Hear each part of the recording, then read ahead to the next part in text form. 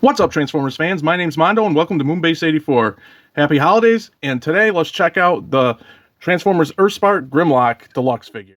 So I really thought that Grimlock was cool in the Earthspark series, and I think this Earthspark Deluxe Grimlock is really cool as well. He looks fairly accurate to the character model, which I really enjoy. I think he looks cool. So we're just going to take a closer look at him now, and he looks very well. I'm sure they're using evergreen designs for the Earthspark show, and so he looks very G1-y. I guess if that's what I create all sorts of words on this channel to describe G1. But yeah, I love his head sculpt. I love the blue visor. He's got his tiny little Autobot symbol. Hits of red. Come down, of course, you see his dino claws. His big bulky feet. So yeah. The only thing really hollow on him is the back, unfortunately, very hollow and opened up. But I get these figures because I think they're the greatest figures, meaning the Earthspark toy line. I get them because they are fun to mess around with, and Grimlock is no exception, and he is very well articulated. He's got a shoulder, well, I say that, and the shoulder only goes up to like here, but the rest of him is pretty good. His head goes all over the place, looks up really nicely down. He's got the ball joints for his elbow. He's got swivel at the elbow, no wrist. He does have a nice waist joint. His legs go all over the place. Are kind of like, if you shake them, they're not loosey-goosey, but they feel loose. And he does have a swivel at the thigh, but a lot of times the ball at the hip is loose, so you get this swivel, you have to work on it to get the thigh swivel.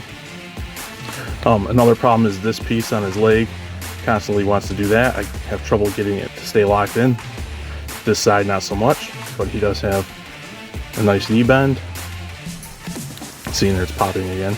He's got some awesome ankle pivot, and his ankle can also kick back super far due to transformation.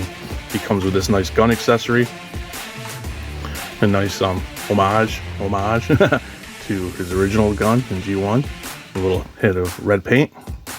Yeah, the only thing that really drives me nuts about this guy is this leg. Like, when you move him around, it's annoying, it pops open, but he moves all over the place, making him very fun, much like how I feel about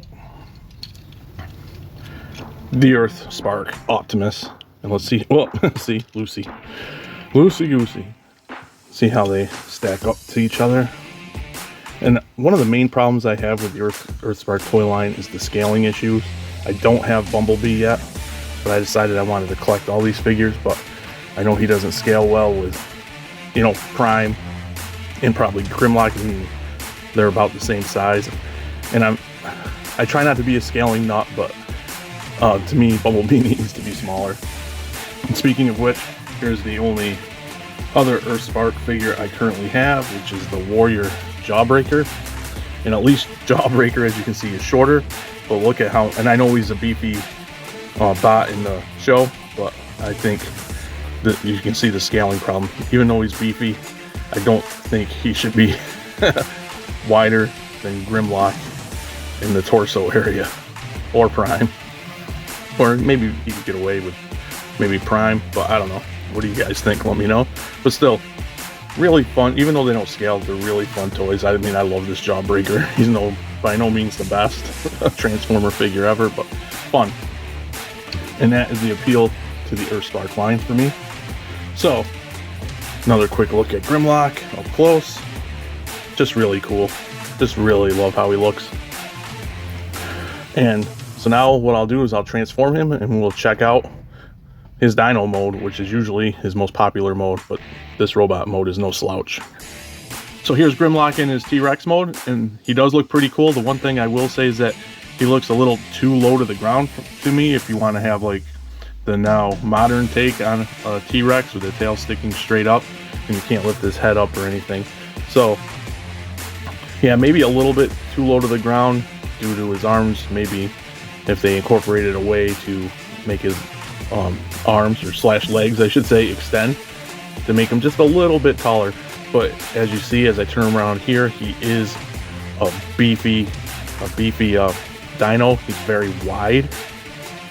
I mean, I guess you could, well, the problem is too, is that the joint for the arm in T-Rex mode, or now the leg, goes in for some great pivot, but too bad there wasn't a way to make it so it bent forward and then you could make him taller. I mean, I guess you could go, I don't know, like that.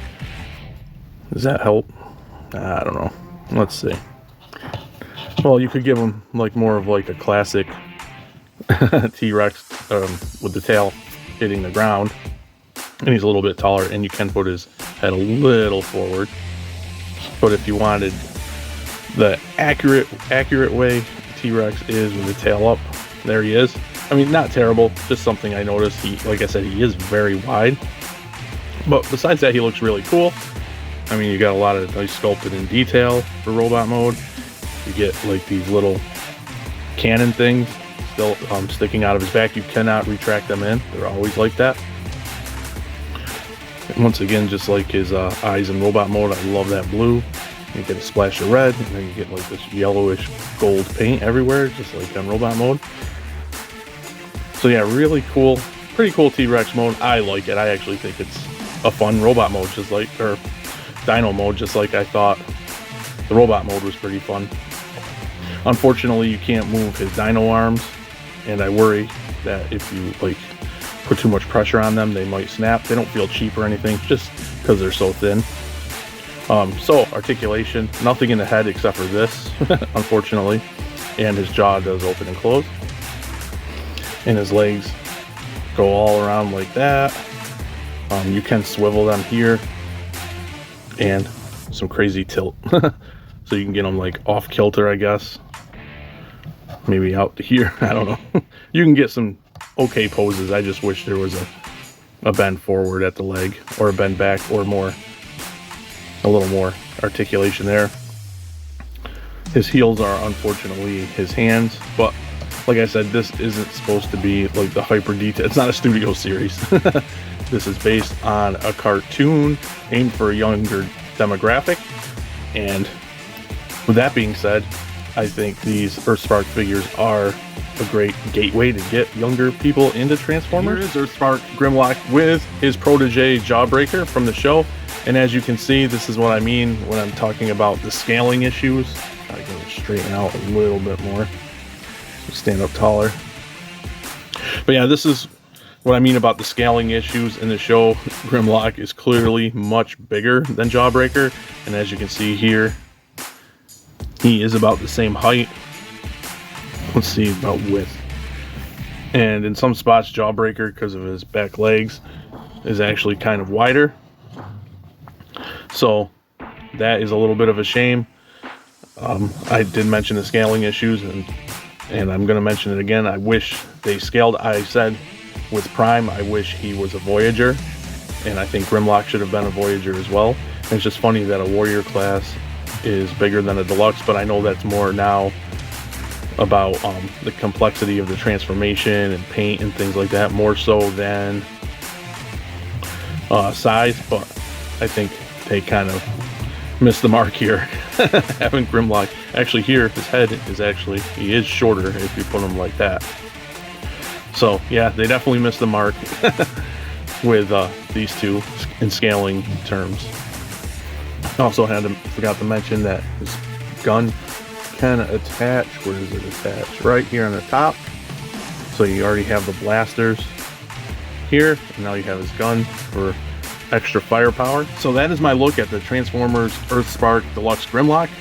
To wrap things up, much like Optimus and Jawbreaker, not a perfect figure, not the most intricate, not the most highly detailed figure, but a very fun figure. These Earthspark figures to me are just plain fun. I love having them next to me on my desk or whatever and just fiddling around with them, or if I'm watching TV. These are like more of like my play figures. I also recommend them if you have little ones and you want to get them into Transformers. And with that being said, if you enjoyed my rambling reviews, I should start calling them rambling reviews.